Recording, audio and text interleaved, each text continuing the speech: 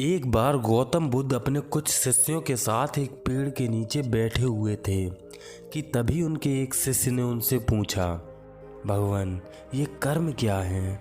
क्या हम अपने बुरे कर्मों को अच्छे कर्मों में बदल सकते हैं? जिस पर भगवान बुद्ध बोले, चलो आज मैं तुम्हें एक कहानी सुनाता हूँ, जिसे सुनकर तुम सब समझ जाओगे कि आखिर कर्म होता क्या है। तब भगवान बुद्ध ने कहानी सुनानी प्रारंभ की, जो कि इस प्रकार है।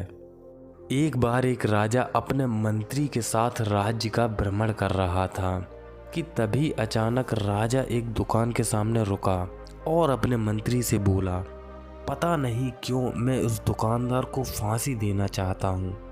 मंत्री राजा की बात सुनकर आश्चर्यचकित हो गया। उसने राजा से इसके पीछे का कारण जानना चाहा, पर उसके पूछने से पहले ही राजा आगे बढ़ जाता है। अब मंत्री को राजा की वो फांसी देने वाली बात अंदर से परेशान कर रही थी। इसी उलझन को सुलझाने के लिए उसने अगले दिन उस दुकानदार से मिलने का फैसला किया। अगले दिन मंत्री दुकानदार के पास पहुंचा और उससे बोला, भाई, तुम्हारा धंधा पानी कैसा चल रहा है? मंत्री के ये पूछने पर दुकानदार दुखी होकर बोला, मित्र, मैं चंदन की लकड़ियों का एक व्यापारी हूँ, पर मेरी लकड़ियाँ कोई नहीं खरीदता। चंदन की खुशबू सूंघकर लोग मेरी दुकान पर आते तो हैं, पर बिना लकड़ी खरीदे ही यहाँ से वापस चले जाते हैं, जिस वजह से मैं अपने परिवार का भरण पोषण भी ठीक से नहीं कर पाता हूँ। अब तो मेरी आखिरी उम्मीद बस राजा से है। मैं भगवान से हर रोज प्रार्थना करता हूँ कि राजा बीमार होकर मर जाए। दुकानदार की ऐसी बात सुनकर मंत्री ने बड़ी उत्सुकता से उस दुकानदार से पूछा, पर मित्र, तुम राजा के मरने की प्रार्थना क्यों करते हो? दुकानदार बोला, इस राज्य में मेरी एकमात्र दुकान है जहाँ ये चंदन की लकड़ियाँ मिलती हैं, और जब राजा मरेगा तो उसके दाह संस्कार के लिए चंदन की लकड़ियों की आवश्यकता तो पड़ेगी ही, और उस दिन मेरी दुकान की सारी लकड़ियां बिक जाएंगी, जिससे मेरी पैसों की तंगी भी पूरी तरह समाप्त हो जाएगी।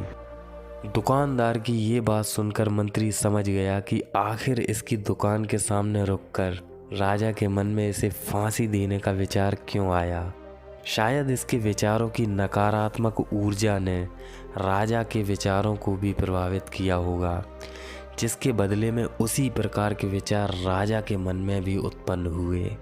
मंत्री एक बहुत बुद्धिमान व्यक्ति था। उसने बिना बताए कि वो कौन है उस दुकानदार से कुछ लकड़ियां खरीद लीं और उन लकड़ियों को लेकर सीधे राजमहल पहुंच गया। वहां पहुंचकर वो राजा से बोला, महाराज, ये चंदन की लकड़ियां देखो।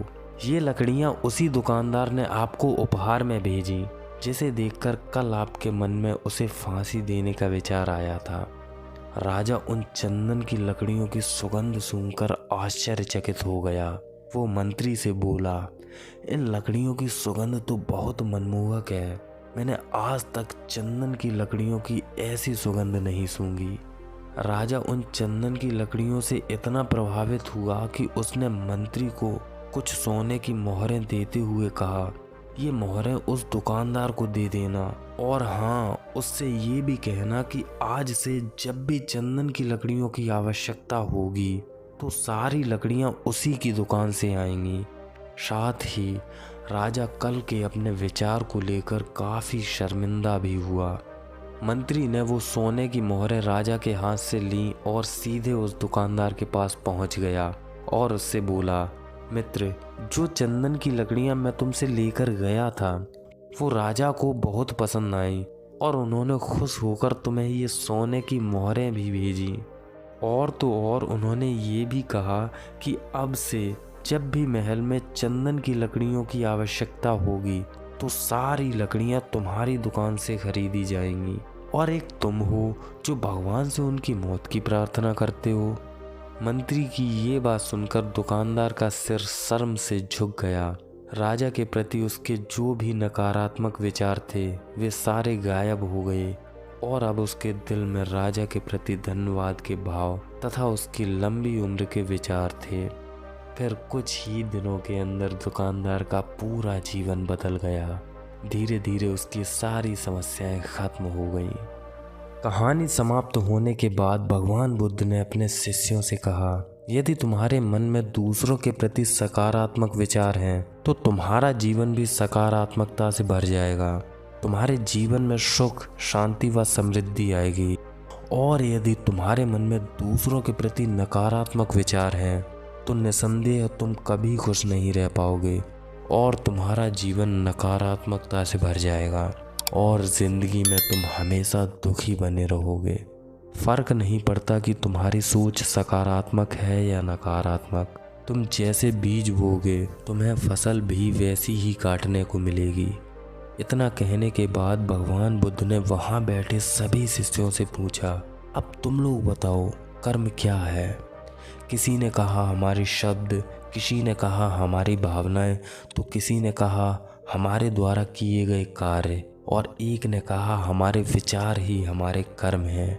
सभी शिष्यों के जवाब सुनकर बुद्ध बोले, मित्रों, जो भी हमारे विचार होते हैं वही हमारे कर्म होते हैं, क्योंकि हमारे मन में जैसे विचार चलते हैं हमारे शरीर में वैसी ही भावनाएं उत्पन्न होती हैं और जैसी भावनाएं होती हैं हमारे कर्म भी वैसे ही होते हैं। तो यदि हमें अपने जीवन में कुछ सार्थक, कुछ अच्छे और बड़े परिणाम चाहिए तो मन में चलने वाले विचार भी अच्छे, बड़े और सार्थक होने चाहिए।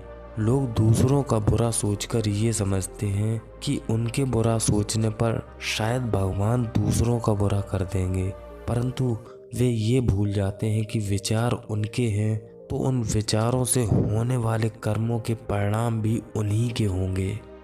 उसके बाद एक शिष्य ने भगवान बुद्ध से पूछा, भगवान, क्या अपने विचारों को बदलना संभव है?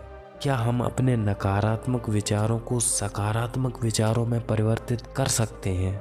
बुद्ध बोले, हाँ, अपने विचारों को बदलना संभव है, पर इससे पहले हम ये समझते हैं कि विचार आते कहाँ से हैं, हमारे मन में ये विचार पैदा कैसे होते हैं। जब हमारा जन्म होता है तो हमारा मन एकदम खाली होता है, उसमें कोई विचार नहीं होते, पर समय बीतने के साथ जो भी हम अपने परिवार, अपने आसपास, अपने माहौल में लगातार बार बार देखते सुनते हैं, उसी प्रकार के विचार हमारे मन में उत्पन्न होते हैं।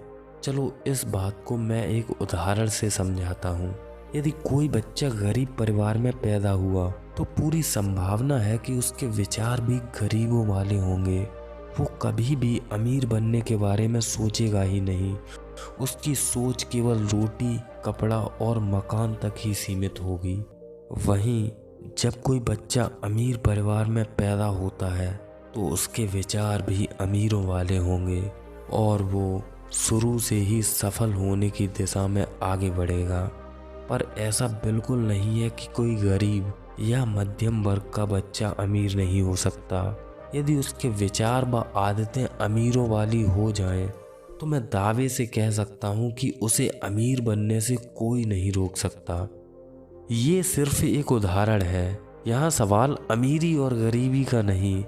मेरे कहने का सीधा सा तात्पर्य ये है कि हम जिसके जैसा बनना चाहें या जो भी बनना चाहें, हमारे विचार भी उसके जैसे या वैसे ही होने चाहिए जैसा हम बनना चाहते हैं। हम अपने विचारों को बदलकर अपने कर्मों को बदल सकते हैं और कर्मों के बदलते ही उनसे मिलने वाले परिणाम भी बदल जाएंगे। तो अब तो आप समझ ही गए होंगे कि हमारे कर्म हमारे विचारों से बनते हैं। जैसे विचार वैसे कर्म और जैसे कर्म वैसे ही परिणाम। दोस्तों, आज की ये वीडियो आपको कैसी लगी कमेंट में ज़रूर शेयर कीजिए और हाँ, इस वीडियो को लाइक और चैनल को सब्सक्राइब करना ना भूलें। वीडियो देखने के लिए धन्यवाद। आपका दिन शुभ हो।